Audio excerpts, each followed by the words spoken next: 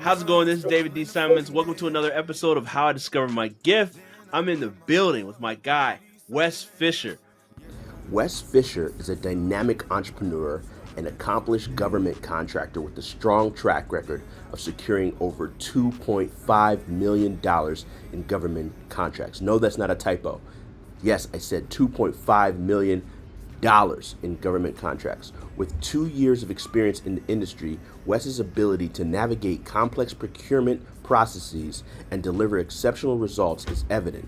Formerly an 8-year special education teacher with a master's degree, Wes transitioned into full-time entrepreneurship to pursue his passion for creating opportunities and making a positive impact.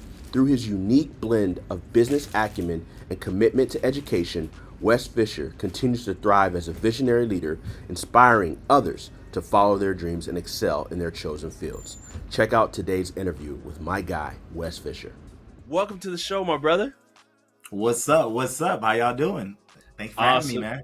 Man, it's truly a pleasure to have you on, man. We got a chance to meet in person some months back, man. I just love your spirit, bro, and I really appreciate you taking some time to bless people. And you've done some amazing things, and you have an amazing story that I got to hear in person and a little bit behind the scenes. So, bro, can you just take us through the journey, man? Like, I want to start from childhood, man. Like, I was gonna say, where we starting at? That's a good question. Like, how far are we going back? What's up? What you want to do? All the way back, bro. Childhood. All the way back. Yeah, take me back from young Wes to today. Yeah, man. I mean, like entrepreneurially wise, so what we talking about? Bro, I want to know what your mindset was as a child, like your upbringing. Take us through the beginning foundations. And this show's all about the gifting, right? So so anything that can hint at the gifting in you. So got you. Well, man, okay. For me, I may even start back. I mean, I can go further back, but I would say for me, maybe middle school, high school. And I'm going to speak into entrepreneurship, man. You know, I was one of the guys, you hear all the stories all the time. I was one of the guys out there selling airheads. I was out there selling candy. I was out there selling all types of stuff. Like, I think it might have been in middle school where it started, where my mom was like, took me to Sam's Club, Sam's Club or Costco, whatever people call it. Took me over to Sam's Club and showed me that, you can buy a box of Snickers for, I don't know what it was, $5, $8, but it's like 13, 14, 20 of them.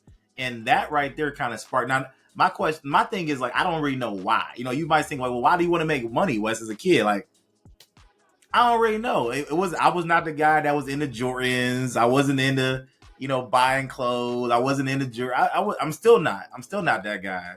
But it was just like, as a kid, did we really know independence? I don't know. It wasn't like, oh my God, I need to get this money so I can get independence.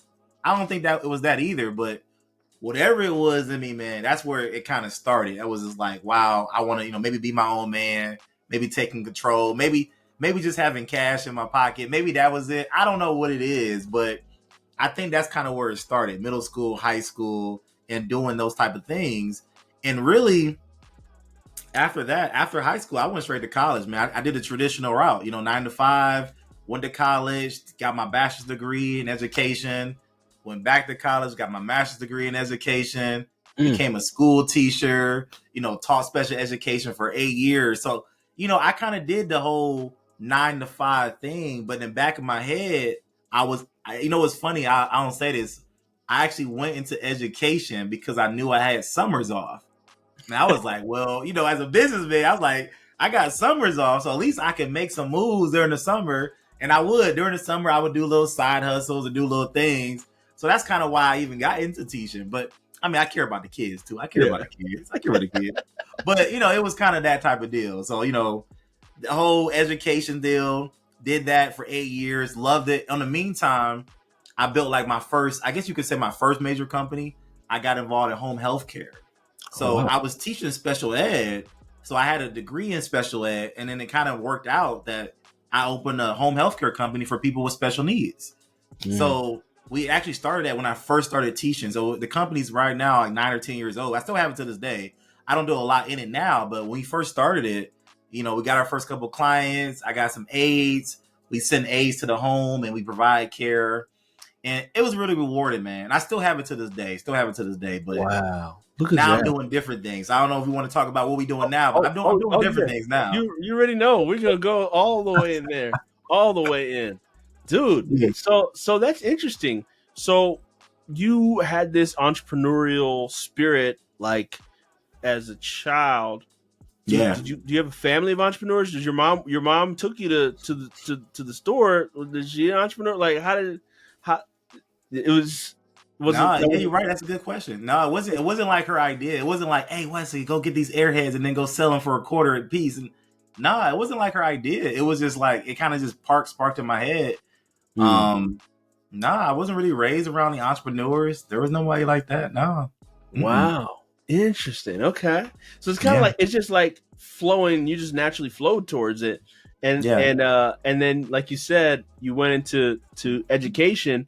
And then you were building this out. So what I would like to know is, being an educator, and once an educator, always an educator, right? For sure. What is your dominant gift? What is my dominant gift? Oh, I know what it is. What's that? Hopefully I can word it correctly. All right. Hopefully I can word it correctly. Because the first thing that comes in my head is I want to say, I don't overthink. I take action. But it's bigger than that. But I would say my most dominant gift is making things simple and just taking constant action on those things. I'm still learning how to word it, but I've kind of learned recently that, to lose weight is like calories in, calories out. Eat less, lose weight. But yeah, it's a multi-billion-dollar industry. We got people spending all this money on it, and it's like calories in, calories out, just lose weight. Same thing with business. No matter what you're doing, if you're in real estate, if you're in Toro, Airbnb, stock market, just doing the simple things. Oh, my friend told me recently, but I can't think of it right now. But he said doing the simple, like what I'm good at in business and what people should learn to be good at in business is not about being good at being like doing extraordinary things. Like, I can crunch numbers so quick and I can do this extraordinary thing. That's not it at all. To be successful in life is being ordinary and doing the ordinary thing over and over and over again without being sidetracked by emotions, without being sidetracked by life, and just going like, you know what? In order for me to be successful in this business, I'm just going to do this one thing over and over again. I don't know what it's called. I know it's a long answer. Yeah. That's what it is. Wow, man. So you have an ability to like simplify, but not just simplify the execution piece. So take me back to when, whether unconsciously or consciously, the furthest back you can go where you recognize this gift. When I recognize, just recently I can word this gift, but now that you say that, when did I actually recognize it? Yeah. Or looking back, maybe you recognize, how sometimes you don't really know it now, but you realize, what, I was using it then when I was a child, or I was. You know what it is? I'll say this because people don't know this about me. I have this disability. I have dyslexia. I've always struggled with dyslexia, which is reading and writing. But yeah, did I not just tell you I got a master's degree, right? I just tell you that. But I have, I was the guy in the special ed room. I was the guy who had the tutor. I was the guy. I mean, I'm talking about from first grade. Wow. I had a tutor from first grade. My whole education, tutor, special ed classroom, the whole nine. I was in special ed my entire educational career. But I would say that like you said, that skill set, even in first grade, even though things were complicated to me and I had dyslexia, I still had to make things simple to get through it. And that's why I think that that's why I went to education in the first place. And that's why I taught special ed, was to help other kids, even black and brown kids as well, but all kids, that even though you have special needs or you have a disability, it's like you can still achieve whatever you want by just being consistently doing something ordinary. You ain't got to be extraordinary and go to Harvard or go to Yale. You can go to a public school I went to Kent State University. Right. So you can go to Kent State and get you a degree and still have that same success. But like you said, I would say back until like, as far as I can remember, probably first grade, because that's where I remember my first tutor. And that's where I remember me on like, you know what? This school stuff is tough for me. This reading stuff is tough for me. This writing stuff is tough for me. But I got to still make it simple so I can get through it. Wow. It's kind of like it what some would consider a disability, it developed your ability, right? Yeah. Like it developed who you are. Like it made that gifting to simplify, because you had to simplify it to like one of my mentors, probably a mentor of yours as well, Dr. Myron Golden, talks about how, he, had to, he read slowly. And so to comprehend, he really, really had to understand what he was reading and would read it over and over and over and over to get it. So the byproduct of that is mastery, right? And so it's amazing how that happens. So, wow, dude. So now take me into this path, man. You're in government contracting and you're a beast at it. And now you're helping other people to break free. How did you even segue from this educational piece to the government space? I love it, man. I love it. Yeah, as an educator, as you know, we had the 2020 and we had what happened in 2020.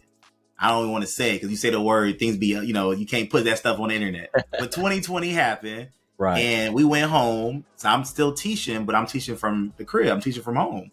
And I'm like, I kind of really like this. At the time, I kind of had my home healthcare company. At that point, it might have been like a $500,000 company, maybe $1 million company. But I'm not paying myself that. I'm just making myself as a CEO. So it was growing, and so I kind of had the ability to be risky. And I always want to tell people I had the ability to be risky because I don't want people to get, taking what I say wrong. I had the ability to be risky. So 2020 happened. We went home, and I started diving into everything else is out there. I said, I love teaching, but I want to make money and be my own boss. So I looked at everything again. I looked at Airbnb. I looked at Toro.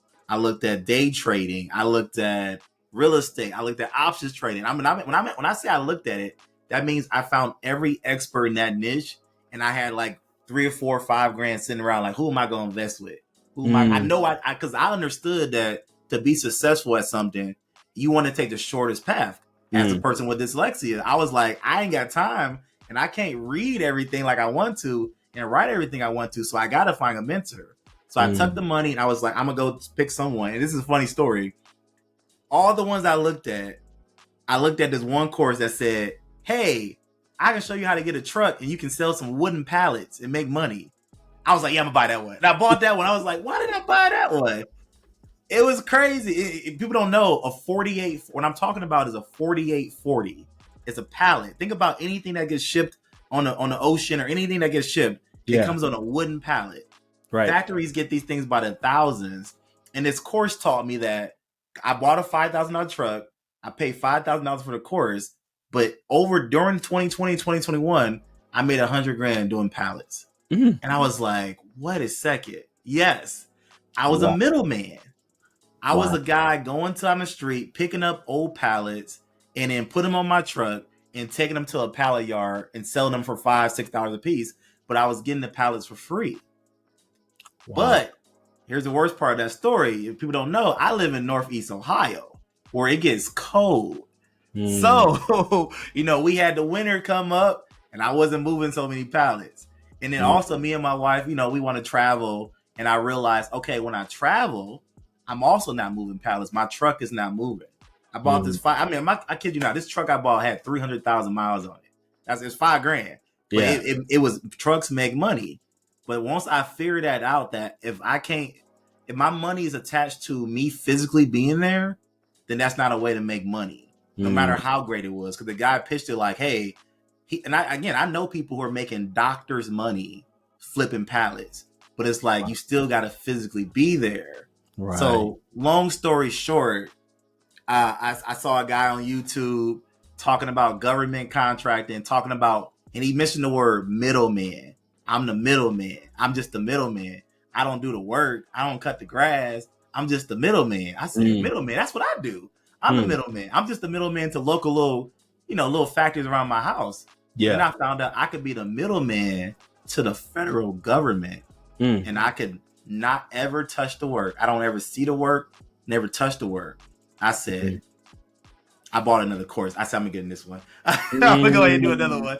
Nice. And man, things are going crazy. I mean, I could talk about it, but like, Oh yeah. Oh, we gonna deal. you want to hear about it, huh? Oh yeah, we gonna do. Let's start in the journey and then take us to where you are today, right? Like Yeah. what?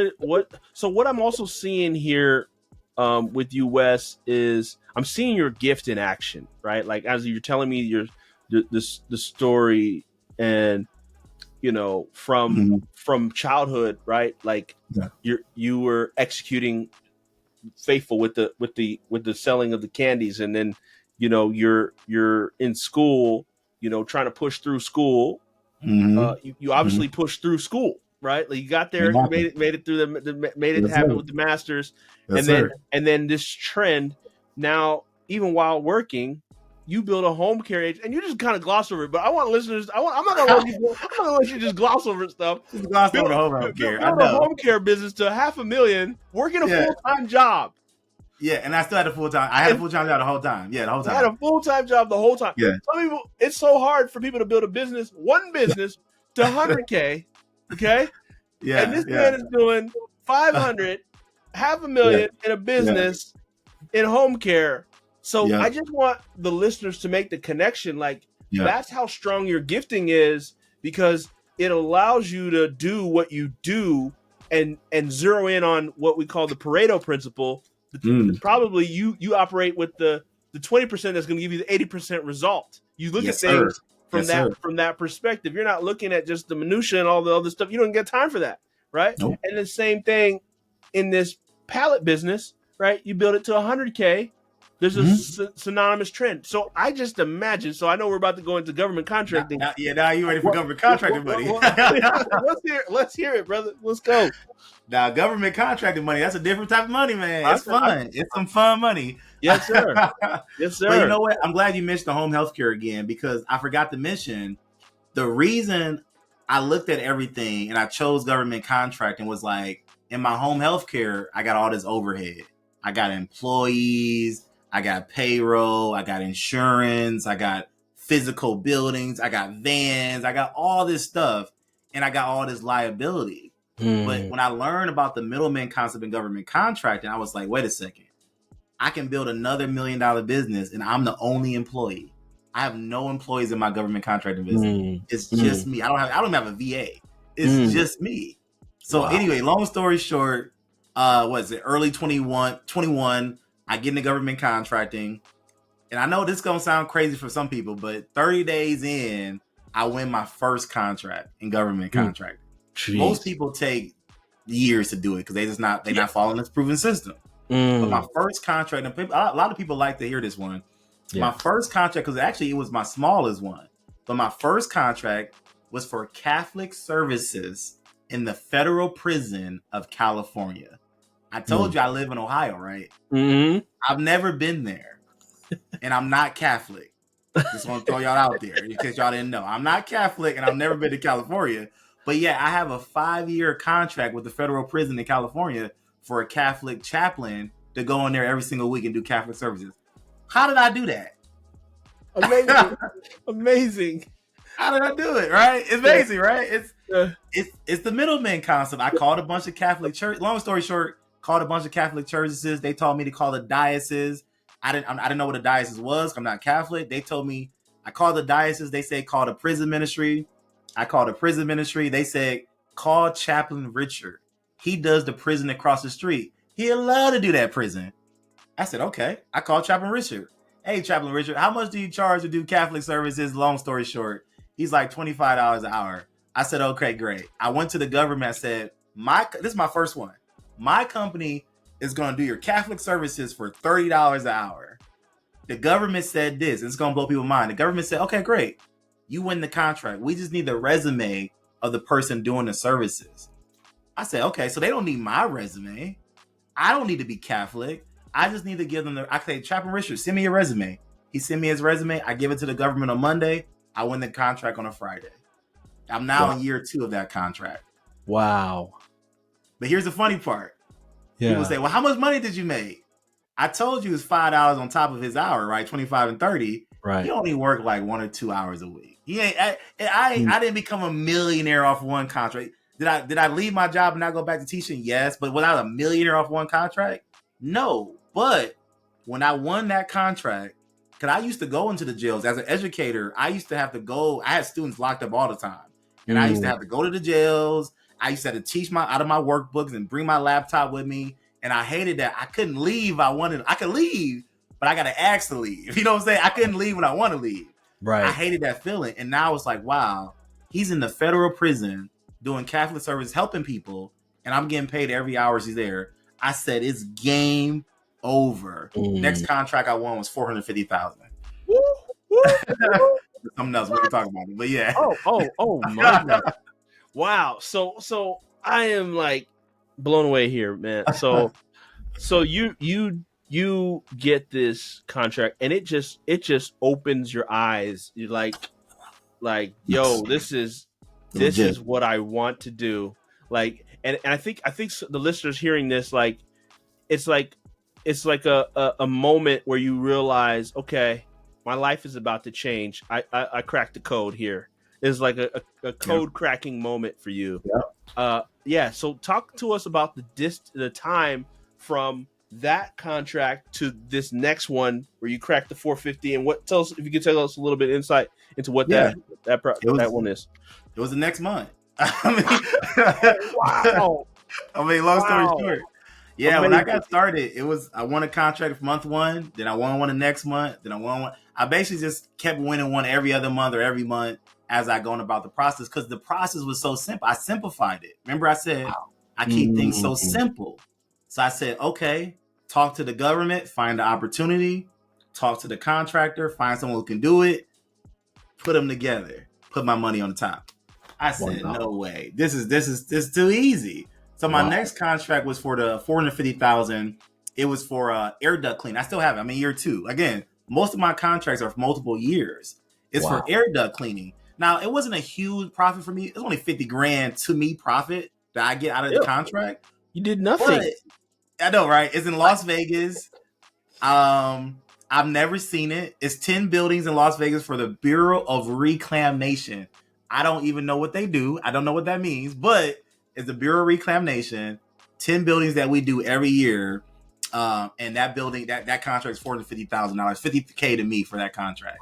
And again, we're in year number 2, and I've still never seen the building. But I'm gonna fast forward. We can talk about other things, but I'm gonna fast forward about the most recent contract I won, because I want to break down even more deals for you guys. Give you some architecture sauce. Yes, sir. So recently, I just won another contract in Las Vegas. It's actually at the Grand Canyon, but I won another contract. It's for chimney cleaning. Now let me ask you a question: do I own a chimney cleaning company? No. Do I live in Las Vegas? No. But the government said we need about 70 plus chimneys cleaned at the Grand Canyon. I didn't know they even had chimneys at the Grand Canyon, but supposedly there's like houses out there where there's chimneys at. I said, okay, great. I reached out to a company.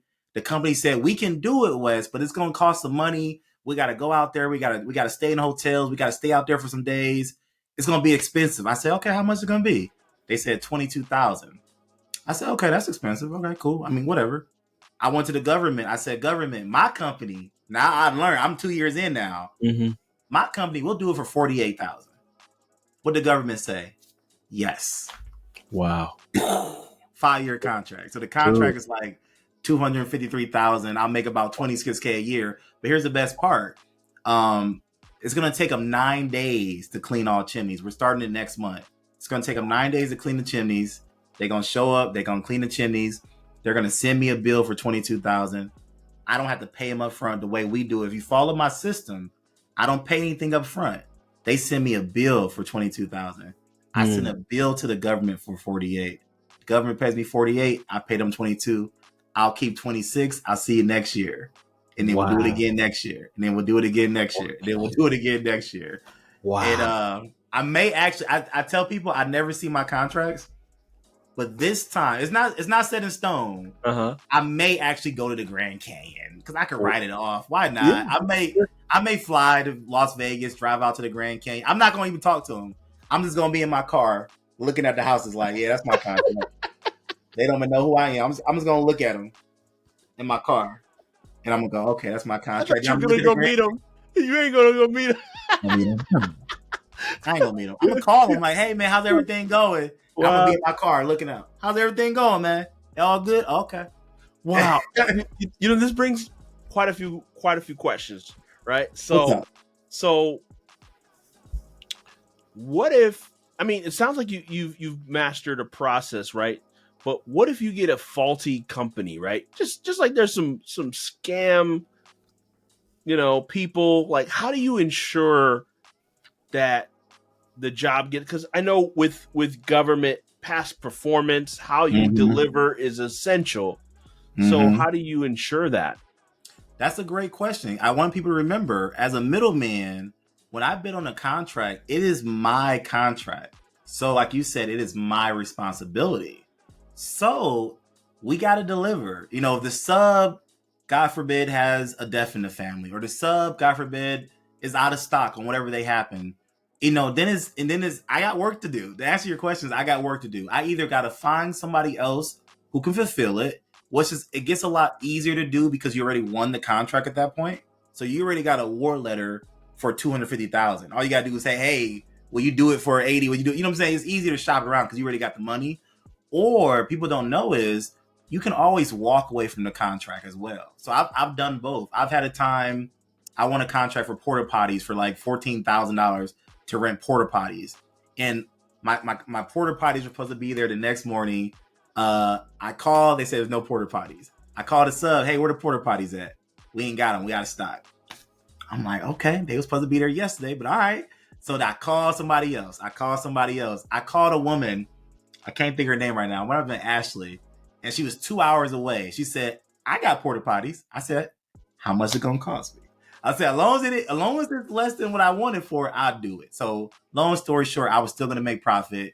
She said I can get them there by tomorrow. And it was so funny. And again, I thank God she's safe. But like, she called me the day after she delivered them. She said, Wesley, it was white knuckle the whole way. Because I actually had to give her GPS coordinates to get where to drop them off. These porta potties were out in the middle of the woods somewhere. These random campsites, random coordinates. I had to give her coordinates. And she said it was white knuckle. I had to grab my steering wheel. The cliff was on this side. My truck got the porta potties, but I made it there, Wes. I'm like, I'm glad you're safe. I'm in my car. I'm like, I'm glad you're safe. I'm glad you're safe. But that's how it works. You just got to coordinate and make things happen. But you do it from home. I'm at the house. I'm on my couch. Hey, I'm glad you're safe. I'm glad that's good. But I'm glad we did it. Cool. Wow. So that contract, you did keep that one, or that one I did keep. That one I fulfilled. And again, same other story. There's contracts that I've won that unfortunately I had to let go. Like, hey, we won the contract. Unfortunately, we can't fulfill it for whatever the reason is. And the government, you got to understand. I mean, yes, it's the government, but you got to understand the government's not dumb. They're not going to pay you any money until work is complete. So the government never lost any money. If you win a contract right now, David, for $500,000, the government is not going to send you $500,000. They're going to send you money as work is complete. So for you to say, hey, government, it looks like I'm incapable of completing it, it's justified. They know there's labor shortages. The government, it's fine. It's not a huge deal. And I teach people all the strategies on how to go about it and what to say, but it's not as bad as you think. Yeah. Dude, this is awesome. So when did you quit the job? After I won the first contract. That's what I said. Really? I was out. You're like, peace. I was out. I was making $5 an hour from a chaplain in California. I said, I'm quitting my job. I'm out. Like that takes guts too, man. Like it wasn't a life-changing sum that made you, leave. You just saw the opportunity and said, I see I've been to the mountaintop. I see where his thing I told you when we said that mind blown, that I said, okay, wait a second. He's in Cali. I'm in Ohio. I said, game over, man. This is game, match, set. Let's go. I'm ready. I think it was like literally, we're supposed to go back in August, and they was like, hey, Wes, you coming back? I'm like, nah, I'm coming back. Like, okay. Like, nah, I ain't coming back. Wow, I'm I'm good. done. Deuces. Yeah. Wow, I'm good. that's I'm out. amazing, dude. So I mean, like, what did your family say? What did your wife say? I mean, like, as you're like, like that's a abrupt change. Like, Yeah. but you saw it. You knew what was gonna happen. How did your Well, family react to that? my lifestyle done changed, man. My family are just now really knowing what I even do now. I'm 2 years in. They just Wow. now really. I mean, wife, she know Yeah. about it. She all for it, and she's excited about it. But I think I told you, I'm not the Jordans guy. I'm not out there. I'm not buying a Lambo. Like, I'm not that guy. So it's just like, I'm still just an average dude, average Wow. school teacher, man. I always tell people I'm an average school teacher, and like you said, I got the education background. So what is it now? I'm 2 years in now, and I'm like, you know what? People, I do have not family, but friends.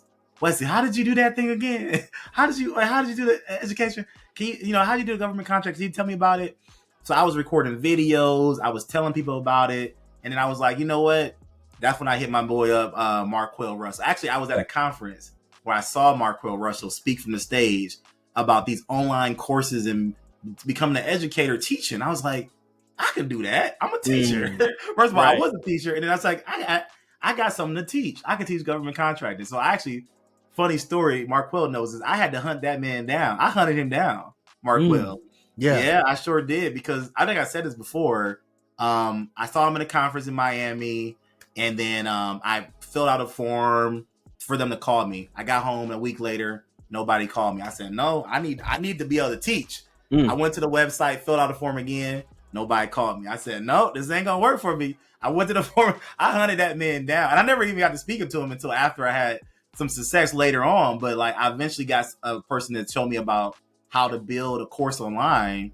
So we're not even a year in now, and I'm gonna say this now just to get it out. But my students, we did a master's recently, have been awarded over $6 million in government contracts, and this is in like 11 months. Go ahead. This is total award letters. About $6 million in 11 months. Wow, dude. That's what it's all about. You cracked the code, and now you're like Harriet Tubman, setting other people free, right. and letting them crack the code like you did. Wow, like, dude. Come on. I got a system. I'm like, come on. So people are coming. Wow. People are coming, man. My calendar is stable. Like, I tell you right now, if someone want to book a spot with me right now, I'm booked out like 2 weeks. My calendar is stable. It's hard, but that's why I put together this. So I don't know if you want to talk about, but I put together a 5-day challenge. Oh yeah. So because if people want to book a spot with me, you want to drop my link or whatever, you guys can. But it's very hard to get a spot with me on the phone to like talk about the mentorship program. So what I did was put together a 5-day challenge in which I take a week, Monday through Friday, and I teach people an hour a day or 2 hours a day, depending if they get VIP or general admission, how to do what I did, how to do government contracts. And here's what's funny. I'm going to even say the price right now just for the general. I charged $97 for this challenge. I've had people win $30,000 contracts, $60,000 contracts. And I'm like, people are winning contracts from attending a little 5-day event. And then obviously they roll into my mentorship program because they know if they want to actually scale it and sustain it, they got to get into the mentorship program. But look at that. Tremendous. You're dropping tremendous value on them. Oh, we're going to plug the link. What's the link to this site? Yeah, so the website is www.submitmoreofferschallenge.com. Submit More Offers Challenge. But I'll definitely send you a link. You can check it out. They want to check it out. Yeah. I've been meaning to do it. I've been seeing the ads, man, too. I see Wes over here. Love it, man. So this is phenomenal, dude. Because you're freeing people, because we've had conversations about it. Not everybody has a good experience. I want to tap into the listener that's listening to this, and they've been struggling to get a government contract. Like, people go 5 years, 6 years, 7 years, 10 years. Yeah. No success. Yeah. And so if you could just give, obviously, I know people can get more in your challenge and obviously way more in your mentorship, but what do you think is the number one reason holding people back from getting that first government contract? I know exactly what it is. I say it every day. I know exactly what it is. I always tell people the average time it takes to win a contract is about 2 to 3 years. And I always say, what do you think the reason is? And people say, oh, it's competition. No, Oh, I don't know how. Nope.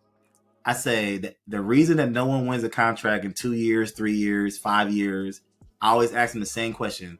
How many proposals have you submitted? They say 0. Well, I was a school teacher. 1 + 1 is 2.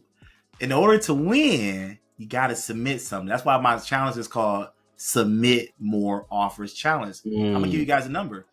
I've submitted 106 proposals in 2 years. 106. I've only won 14, but I've been awarded over 2.5 million myself. Wow. But the thing was, I submitted and I made things simple, and I just kept going. I kept submitting. So that's what I do in my 5 days. I show people how to, long story short, get off your butt and submit, man. Take action. That's what's up. So what about for the service side business, right? Because there's like some of the things you mentioned are some of like the product base and some of the service cleaning, but like a company like me, selfishly, digital marketing, right? How does one win something like is that the same process for something like that? 100%. 100%. So someone like you, there are contracts for everything. The government, I always say like this, for lack of better words, the government buys baby bottles and they buy bullets on the same day. I've literally seen it on the website. So the government buys everything in between. So like website design, marketing, your services. Oh, you know what? I can't even, bro. We gotta talk after this. Oh yeah. Not the Coast Guard, the National Guard. The National Guard buys digital marketing services every week. They need people to build their ads, their websites. How you think the government, the Army, is advertising to college kids or high school kids? Right. They don't do that stuff in-house. That's true. They hire people like you to build that and do the funnels and build the pages. Like I've actually bid on I've bid on 1 or 2 that were something that you did that you could do 100%. Wow. That's what's up. Oh, definitely. We need to talk. So somebody hearing this as well, Wes, is saying, well, Wes, I don't have I'm not a veteran. I'm not I don't have certain certifications. There's a lot of excuses. What would you say to those people that like feel like they already count themselves out from this process and being able to do this? I would say to those people, you might not know this word, but people call them set-asides. Like the government has this thing called set-asides, money set aside for women, Native American, minority-owned, 8A, veteran, hub zone, all these different things. But watch this. I have 0 set-asides. I have none. And my students have 0 set-asides. We don't even teach people to get that stuff because that stuff doesn't matter. If you don't know how to submit and you're a woman-owned company, you're a woman-owned veteran company, you're like, I'm a veteran, I'm a woman, I know there's money out there for me. There is, but that stuff doesn't matter. You got to know how to get to the money. So I would tell people, if you're listening, you don't need any set-asides. You don't need any experience. Like I said, I'm a school teacher and my contracts are in Catholic services, landscaping, HVAC cleaning, construction. I had an aquarium. I got an aquarium, a $36,000 aquarium built in Ohio last year. I don't know anything about fish. I don't know anything about aquariums. I just found an aquarium builder to do it. The government said we want an aquarium to be this tall, this big. We want wood. Actually, I think they put turtles in it. I don't know if they use it for fish. But the government said what they wanted. I found a person who did it. You can do the same. Wow. You can do the same. That's gold, man. I thank you for inspiring the folks, man. I just feel the inspiration oozing out of you, man. So what if somebody's like, okay, I just want to throw one more excuse out there for people. Proposals. Like, Wes, I'm not good at this proposal thing. Do you outsource? What do you say to somebody that's like, I don't know how to do this proposal thing? Should I give the secret away? Oh, snap. I don't know about to give the secret. This is for the 5-day event. Okay. I don't know. I'm gonna say this. One, I do my own proposals. I've had people call me and say, Wesley, I was on Fiverr or I was on Upwork and I paid some guy $100 to do my proposal, and we've submitted like 20 this year. And I'm just like, my jaw drops, because you guys remember, Sam. Here's the best part. I'm gonna talk about the proposals, but here's the best part. Sam.gov is free. Going navigating the website is free. Pulling up opportunities is free. Getting a quote is free. And submitting a proposal is free. That's another thing people got to realize in government contracting. All these other I'm not saying nothing's wrong with Amazon. I'm not saying anything's wrong with running ads and doing some business. I'm not saying nothing's wrong with it. But in government contracting, the only thing you're going to buy is your LLC. The whole other process is free. Now, because it's free, why wouldn't you submit a proposal? It's not like in anything else that you got to kind of, pay to play. You got to kind of put some investments in. You could literally just send a blank document to the government. Now, again, I'm not telling people to do this, but what if you sent a blank document to the government? What would you think would happen? I could tell you, we have. I won't say we have people done it. I've heard of people have done it. Send a blank document to the government. I'm gonna say it like that, and the government responds, "Oh, we got your document, but we're not going to accept it because you're missing A, B, C, D, E, F. Please get that done back and send it back to us." All because you sent a blank document. You just learned to do what? You just learned how to submit. Wow, that's good. Let's go. How much did it cost you? Nothing. Wow, that's awesome, man. So do you see that people who win proposals, there's a certain number that they're aiming at? Is it like submit, a number to submit? Yeah. I used to tell people it's like 1 in 10, 1 in 15. I used to say that. But now my students are submitting one and winning one. I have so many students that submit 2 and win 2, or submit 3 and win 2, or submit 4, win 3. I'm like, you know what? Back when I started, I submitted 106 and won 14. You guys are either, I guess I'm just getting really good at teaching it, but once you learn how to do it and you learn how to follow my system, it is a numbers game. I do prepare people like it's a numbers game. You got to put it out there, but we got things so fine tuned now that, I kid you not. I want to say last week we had about 2 or 3 people that were like just got started and submitted one. They won. I was just like, wow, that's awesome. I'm excited for it, but I'm just like, wow. Like I always tell people 1 in 10, 1 in 10. It's like, nah. If you follow somebody who's proven and has a system, then you submit in that way. There you go. Yeah, success. So do you help people federal, state, and local, or do you focus on a specific one? Good question. Only federal. Okay. Only federal. I like to tell people this, and there's certain coaches out there that do other things, state level, local. I like to tell people this. The reason I have the most success, as we talked about earlier, is I get laser focused on one thing. So I only do the federal. I have my shutters, and people tell me about state all the time. They tell me about local. They tell me about, you can just use a credit card and the government will pay you with a credit card, because local, anything under $250,000, the government could, like, let's say you want to provide services for the Army or some local, not the Army, but some local government agency. Yeah. They just swipe a credit card and pay you $60K. They'll pay you up front on the local level. But again, I put the blinders on because I'm looking at 5-year contracts. I'm looking at one thing. So I'm only doing the federal, and I'm only doing the middleman style. I don't teach anything else. That's what's up. I appreciate you sharing that, man. I want to dig in a little bit into, so in this show, we talk about there's 3 levels of purpose, the discovery, so which is the gift that you have, and discovering what your gifting is. And we're all people that are growing and learning. There's more that we're unveiling about ourselves. The second level is development. Like, Wes, you obviously we met in a learning development environment, but I want people to understand the level of development that goes into becoming a person that you've become today. Like what do you like? Talk to us about the development, the study, the reading, the audiobook, all the stuff that's behind the scenes that nobody sees.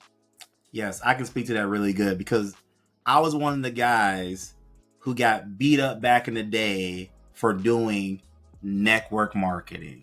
Network marketing. You know network Oh marketing. yeah. Oh yeah. Hey, the guy at the top makes all the money. Yeah, Right. I was one of those guys. I'm not to say I was hopefully the guy at the top, but Yeah. it was like way back in, I think in college, maybe like freshman, sophomore year, I heard about network marketing, and I was like, you know what, I can do it. And I think the Which company, one? Which one did you do? World Okay. Ventures. Okay. You know Nice. World Ventures, the travel one. I did Primerica. So, You did. but yeah. I've been to like two. I have Primerica insurance, so I've Okay. been to the. I've been to the meetings. I've seen it all. I've seen ACN. Oh I yeah. did actually. Even I forgot about this. Even before World Ventures, what was the lotion one? Not Mary Kay, but Avon. Avon. I did Avon even before. I forgot about. I did it for like one summer, and my mom was like, "Mostly women do Avon." I was like, "Well, can you make money with it?" Yeah. I said, "Okay, I want to do Avon." Like, I was like, "What do you mean?" I didn't care. Like, and I sold a bunch of lotion and deodorant to a bunch of women. I think I sold all my aunts got lotions and deodorant for me, and I made a little bit of money over the summer. It was fun. Yeah. But in college is when I really got serious about network marketing, and I probably spent. My wife would tell you, I went to every training. I flew on a plane to every training. I went to every event. I sat in the front row every single time, and I probably didn't. I didn't make no money. Like I probably spent. Who knows? I probably spent $10,000 on just training over the years in network marketing. Yeah, and I probably made $500. But I wouldn't give it up for the world because even my mom told me today, she said, Wesley, if it wasn't for the training that you received in network marketing and knowing how to sell, knowing how to talk to people, knowing how to really develop yourself as a businessman, you probably wouldn't be here. And I said, you're right. I might have spent that money in training and I didn't make it. We're talking like 5, 6, 7 years. I made no money, but I spent that time pouring into myself, pouring into events. That's how me and you met at a training event. Absolutely. It wasn't network marketing, but it was still, I'm used to going training events. I go to them all the time. Even to this day, Myron Golden had something. I just missed it, but Myron Golden had something. I was like, I'm going to go. Did you go? Yes, sir. Yes, sir. Oh, I missed it. You got to go to next year's. Yeah. I go next year. Wow. It was the first one this year, right? Yep. Yeah, I go next year.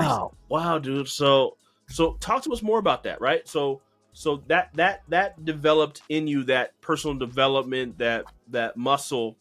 Like what is give me like a year from now, a year back, all the way a year back. What's that kind of like personal development? What are you doing? How many events are you going to? What are you training? What do you all that stuff? Talk to me about mentorship. You know, a mentor has mentors. I know you got great mentorship. Absolutely. 100%. All that.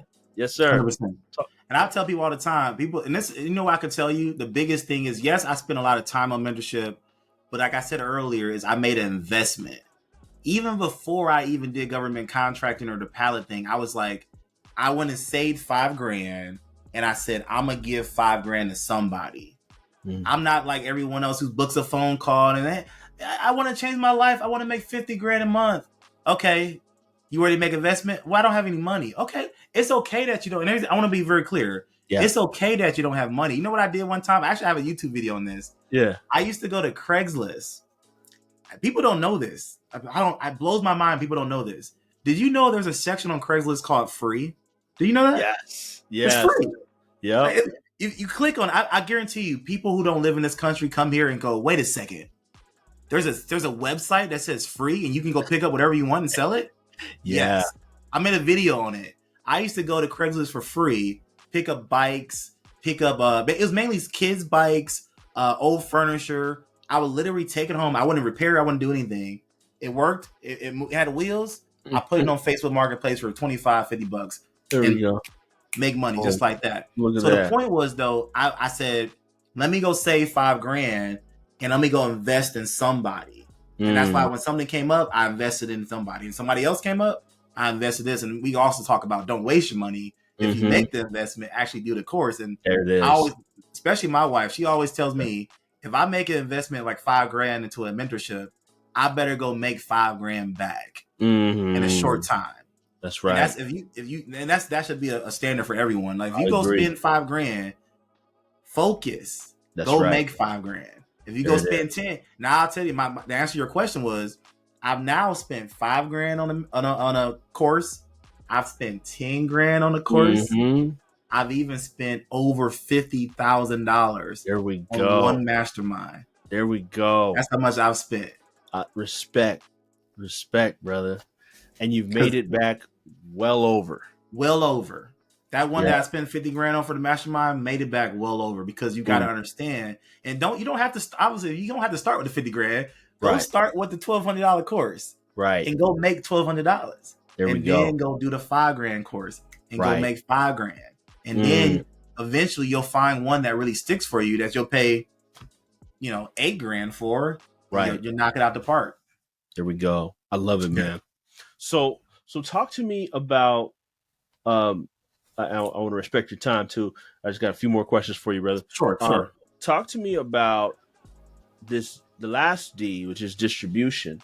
So marketing, right? Because I hinted at it earlier that I see your ads, man. I see you doing it. I see you pushing stuff out here, and you're killing it. But even more importantly, your students are killing it too, which is rare in this coaching space, right? Yes. A lot of times you got amazing coaches, but what about your students? Where the students at? What's the success of your students? So I really want you to speak to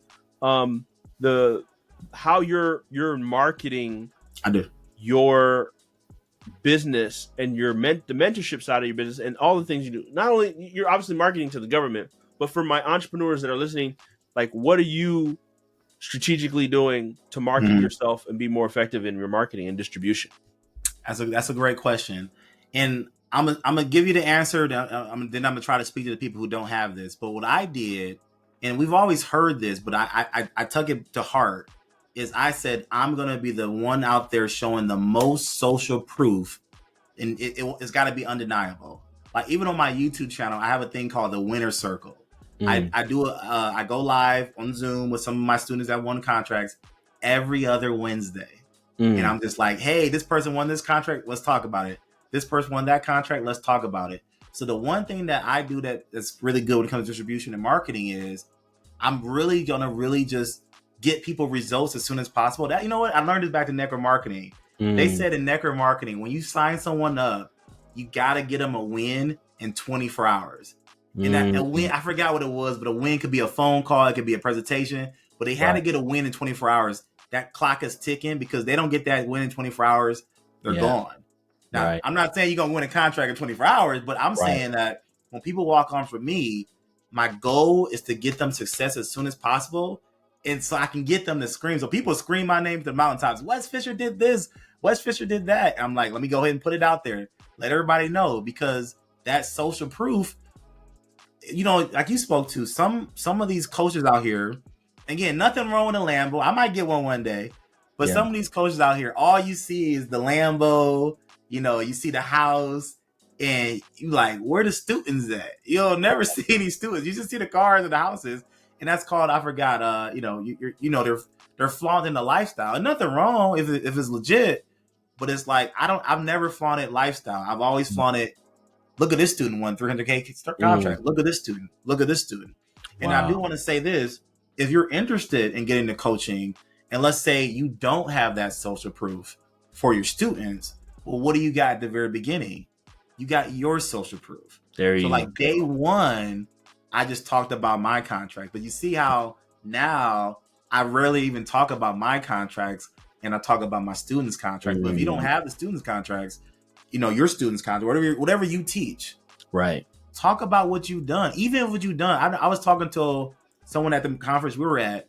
It was a woman, and I forgot she said that she'd help women with mental illness, and she helped women through suicide and things of suicidal, ideas. Yeah. And she helped people with that mental illness. So it might not have to be money, but she was helping people do something. Yeah. And I was like, well, speak to that. You might not have the people that have, gone through your course yet, but speak to what you've done and tell people what you've done. There we go. Lead with that. Lead with what you've done, not so much like what you do. Like, I'm sorry, I'm saying this last thing and I'm done. I'm sorry. I'm so sorry. Flow, bro. Yeah. This is important to me. Yeah. So I've talked to a lot of people who want to get into coaching now, and I always say this. Okay, what do you do? And they go, well, and then I do this, and then emotionally we do this, and on the back end we got this going on, and I'm just like, okay. And then once they're done talking, they ask me, well, what do you do? I teach people how to make 6 and 7 figures in government contracting, and now they're like, stop talking.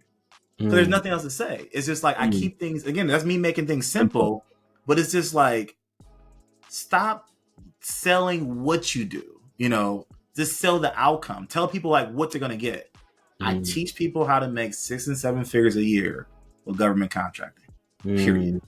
That's like the only thing I ever see. When people you heard me. I think Marquell was asking me, hey, Wesley, say your spiel, what you do, and I stand up.